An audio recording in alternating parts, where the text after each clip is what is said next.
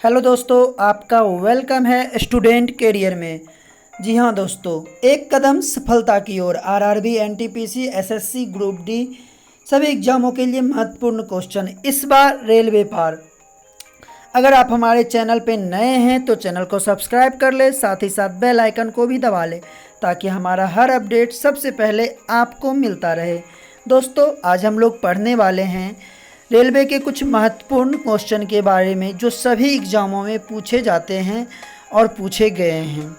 तो चलते हैं बिना कोई देरी किए हुए फर्स्ट क्वेश्चन की ओर। फर्स्ट क्वेश्चन है दोस्तों, आत्मकथा शाहनामा के लेखक कौन हैं? अब्दुल फजल, बी फिरदौसी, सी अकबर, डी बाबर। बताइए इसका सही आंसर क्या होगा। दोस्तों, सबसे पहले आप क्वेश्चन को खुद से गेस कीजिए और खुद से टिक कीजिए और अपना सही स्कोर कमेंट सेक्शन में सेंड कीजिए। इसका सही आंसर होगा दोस्तों बी फिरदौसी। शाहनामा के लेखक कौन है? फिरदौसी हैं। और इनके बारे में कुछ जान लेते हैं। शाहनामा के लेखक फिरदौसी थे और वे महमूद गजनवी के दरबारी थे, दरबार में रहते थे, विद्वान थे और उनके दरबार में बहुत सारे विद्वान रहते थे। उनका नाम कुछ इस प्रकार है: अलबोर्नी, उत्बी, फारूवी, बेहौकी, उजारी, तुलसी, उर्जी, उस्तादी और फारूखी है थी। और नेक्स्ट क्वेश्चन की ओर चलते हैं दोस्तों। भारत में मुगल वंश का संस्थापक कौन था? ए कुतुबुद्दीन ऐबक, बी कुबैतबाद, सी इल्तुतमिश और डी बहनाम शाह। इसका सही आंसर क्या होगा बताइए दोस्तों। आप लोग पहले खुद से गेस कीजिए ताकि अपना स्कोर पता चल सके, आप अपना मेरिट जान सके। इसका सही आंसर होगा दोस्तों ए कुतुबुद्दीन ऐबक। भारत में गुलाम वंश के संस्थापक कुतुबुद्दीन ऐबक को जाना जाता है और इनके बारे में कुछ जानते हैं। भारत में गुलाम वंश के संस्थापक के रूप में कुतुबुद्दीन ऐबक को जाना जाता है। ये मैं पहले ही बता चुका हूँ आपको। यह मोहम्मद गौरी का गुलाम था। कुतुबुद्दीन ऐबक जो थे मोहम्मद गौरी के गुलाम थे और उसने ही दिल्ली सल्तनत पर 1206 ईस्वी से 1210 ईस्वी तक राज किया था। यहाँ से एक क्वेश्चन आपको ज़रूर मिलेगा, कुतुबुद्दीन ऐबक ने दिल्ली सल्तनत पर कितने साल राज किए? तो 1206 से 1210 ईस्वी तक होगा। इसका एक क्वेश्चन आपको मिल सकता है।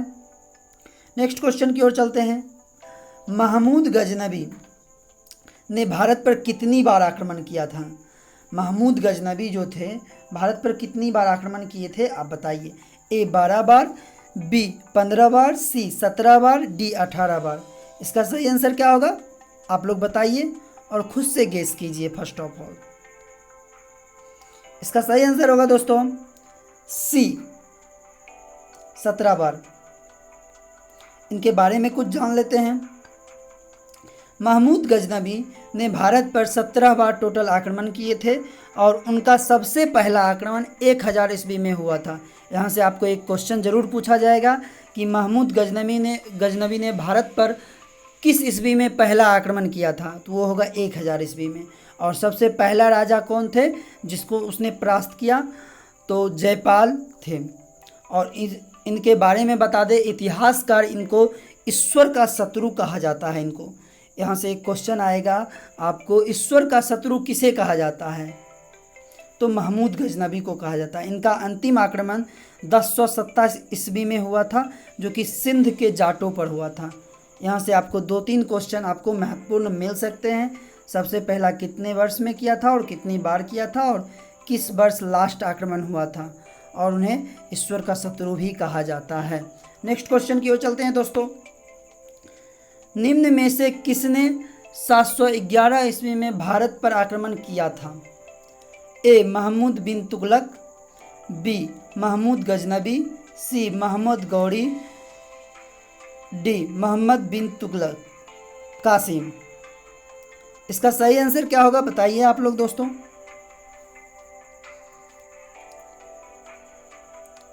ये काफ़ी महत्वपूर्ण क्वेश्चन है दोस्तों, आप लोग पहले खुद से गेस करिए, उसके बाद सही आंसर बनाइए, उसके बाद कमेंट सेक्शन में सेंड कीजिए। इसका सही आंसर होगा दोस्तों डी, मोहम्मद बिन कासिम ने 1711 ईस्वी में भारत पर आक्रमण किया था। और इनके बारे में कुछ जानते हैं। इराकी गवर्नर जो थे हज्जाम, वो 1711 ईस्वी में उदबेल्लाह के नेतृत्व में एक अभियान सिंध पर आक्रमण किए थे, जो कि वो पराजित हुए और मारा गया उनका। और फिर उसने 712 ईस्वी में हज्जाम के सिंध पर विजय का दायित्व मीर कासिम को सौंपा गया। यहाँ एक क्वेश्चन आता है, सिंध पर आक्रमण जो किए थे 712 ईस्वी में, वो मीर कासिम को सौंपा गया था। और वो काफ़ी अच्छा ही सेना नायक था, जो कि सिंध पे आक्रमण कर विजय भी हासिल किया और वहाँ अधिकार भी अपना जमा लिया। नेक्स्ट क्वेश्चन की ओर चलते हैं। निम्नलिखित में से किस राजपूत राजा ने मोहम्मद गौरी को पहली बार हराया था? यहाँ से बहुत ही मज़ेदार क्वेश्चन है और ये काफ़ी बार पूछा गया है। किस राजपूत राजा ने मोहम्मद गौरी को पहली बार हराया था? ए जयचंद, बी बहगेल भीम, सी पृथ्वीराज तृतीय और डी कक्षफल। इसका सही आंसर क्या होगा दोस्तों, बताइए। इसका सही आंसर होगा दोस्तों बी, बहगेल भीम। और इनके बारे में कुछ जान लेते हैं। 1178 ईस्वी में मोहम्मद गौरी ने गुजरात पर आक्रमण किया और उस समय वहाँ के राजा थे बेहलियल वंश के और भीम द्वितीय मूलराज द्वितीय के शासन था वहाँ। और वो जो पराजित किए थे मोहम्मद गौरी को, वहाँ था आबू पर्वत की तिलहटी पे उसने पराजित किया था। नेक्स्ट क्वेश्चन की ओर चलते हैं। कुतुब मीनार की ऊंचाई कितनी है? सबसे मज़ेदार क्वेश्चन अभी तक का दोस्तों, और ये बहुत ही इजी क्वेश्चन है। आप लोग खुद से टिक कीजिए और ये आपका कन्फर्म आंसर सही होना चाहिए। इसमें गलती दोस्तों नहीं कीजिएगा क्योंकि ये बार बार पूछा जाता है। इसका सही आंसर क्या होगा? ए 188 फीट, बी 238 फीट, सी 388 फीट, डी 488 फीट। इसका सही आंसर क्या होगा दोस्तों? इसका सही आंसर होगा दोस्तों डी, हाँ 238 फीट। और इनके बारे में कुछ जानते हैं।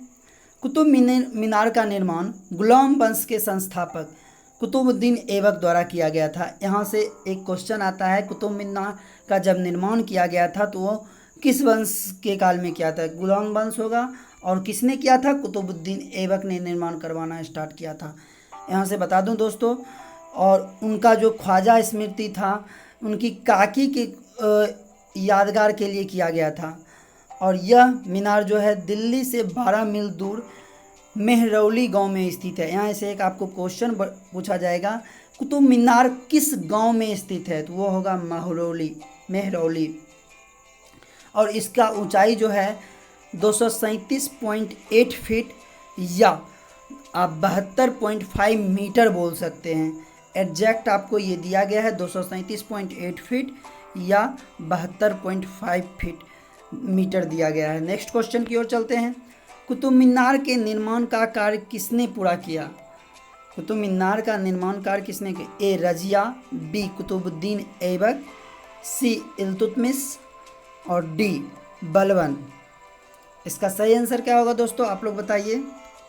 इसका सही आंसर होगा दोस्तों सी इल्तुतमिश।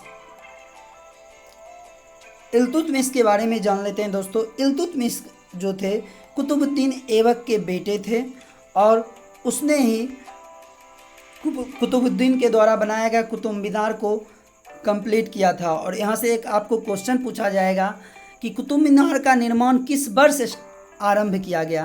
तो इसका आंसर होगा दोस्तों 1192 ईस्वी में आरंभ किया गया। और वो हिंदू के जैन मंदिर को तोड़ के बनवाया गया था। यहाँ से बहुत ही मज़ेदार क्वेश्चन है कि जैन मंदिर को तोड़ के क्या बनवाया गया? तो वो कुतुब मीनार होगा आपका। नेक्स्ट क्वेश्चन की ओर चलते हैं दोस्तों। तुगलक वंश का भारत में संस्थापक कौन है? ए मोहम्मद बिन तुगलक, बी जलालुद्दीन बिन तुगलक, सी गयासुद्दीन तुगलक, डी फिरोज शाह तुगलक। इसका सही आंसर क्या होगा बताइए दोस्तों। बहुत ही मज़ेदार क्वेश्चन है। तुगलक वंश के संस्थापक कौन है बताइए। और इसका सही आंसर होगा दोस्तों सी गयासुद्दीन तुगलक। और इसके बारे में इनको कुछ जान लेते हैं। तुगलक गाजी गयासुद्दीन तुगलक 8 सितंबर 1320 ईस्वी में दिल्ली के सिंहासन पर बैठे थे। और जब बैठे थे तो उन्हीं ही तुगलक वंश का संस्थापक माना जाता है उसी टाइम से। और दिल्ली का पहला सुल्तान थे वो। तो यहाँ से एक क्वेश्चन आपको आएगा, गयासुद्दीन तुगलक जो थे दिल्ली के फर्स्ट सुल्तान थे।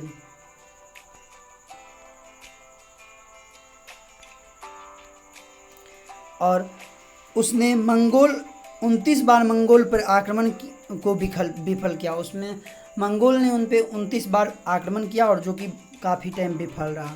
यहाँ से आप एक क्वेश्चन बना सकते हैं दोस्तों कि तुगलक वंश के संस्थापक गयासुद्दीन तुगलक थे और दिल्ली सल्तनत पे बैठने वाले पहले सुल्तान का नाम गयासुद्दीन तुगलक था। नेक्स्ट क्वेश्चन की ओर चलते हैं। भारत में प्रथम बार प्रतीक मुद्रा किसके द्वारा प्रचलित की गई? ए फिरोज शाह तुगलक, बी मोहम्मद बिन तुगलक, सी अलाउद्दीन खिलजी और डी कुतुबुद्दीन ऐबक। इसका सही आंसर क्या होगा दोस्तों आप लोग बताइए। इसका सही आंसर होगा दोस्तों बी मोहम्मद बिन तुगलक। और इनके बारे में कुछ जानते हैं। इनके भारत में प्रथम बार प्रतीक मुद्रा का प्रचलन मोहम्मद बिन तुगलक के शासनकाल में किया गया और उसने चांदी के स्थान पर कांसे की मुद्रा मतलब रुपये चलाए थे, सिक्के। और परंतु जनता ने अपने घरों में इसे बनाना ढालना स्वयं प्रारंभ कर दिया, जो कि इसे बादशाह रोक नहीं पाया और ये असफल रहा। नेक्स्ट क्वेश्चन और आज का सबसे लास्ट क्वेश्चन के बारे में पढ़ते हैं और काफ़ी इम्पोर्टेंट क्वेश्चन है दोस्तों। निम्नलिखित में से सर्वप्रथम लिखने की कला विकसित की। हम लोग जो लिखते हैं उसकी कला सबसे पहले किसने विकसित की थी? ए मिस्र, बी सुमेर, सी ग्रीक और डी चीन। इसका सही आंसर क्या होगा बताइए दोस्तों। काफ़ी मज़ेदार क्वेश्चन है और काफ़ी बार पूछा गया है, अच्छे एग्जामों में पूछा गया ये क्वेश्चन है। इसका सही आंसर होगा दोस्तों बी सुमेर। और इनके बारे में जान लेते हैं दोस्तों। प्राचीन विश्व में लिपि की कला का आविष्कार सुमेरियन को कहा जाता है। और सुमेरियन जो है कीलाक्षर और लिपि न केवल सुमेरियन को प्रसिद्ध थी अब और उसके आगे चलकर मेसोपोटामिया और अन्य संस्कृतियों ने इसको धारण कर लिया। और सुमेरियन ही सर्वप्रथम व्यवस्थित शिक्षा पद्धति और पुस्तकालयों की स्थापना के लिए जाना जाता है। यहाँ से आपको एक क्वेश्चन आएगा, 2-3 क्वेश्चन कि सबसे पहले सुव्यवस्थित शिक्षा प्रणाली किसने शुरू की? तो वो होगा सुमेरियन। और इसके आगे और आज के वीडियो में इतना ही। Thank you. अगर आपको दोस्तों ये वीडियो अच्छा लगा तो ज़्यादा से ज़्यादा शेयर कीजिए ताकि हर वो स्टूडेंट को फ़ायदा हो सके जिनका एग्ज़ाम काफ़ी नज़दीक है। तो थैंक यू, मिलते हैं नेक्स्ट वीडियो में।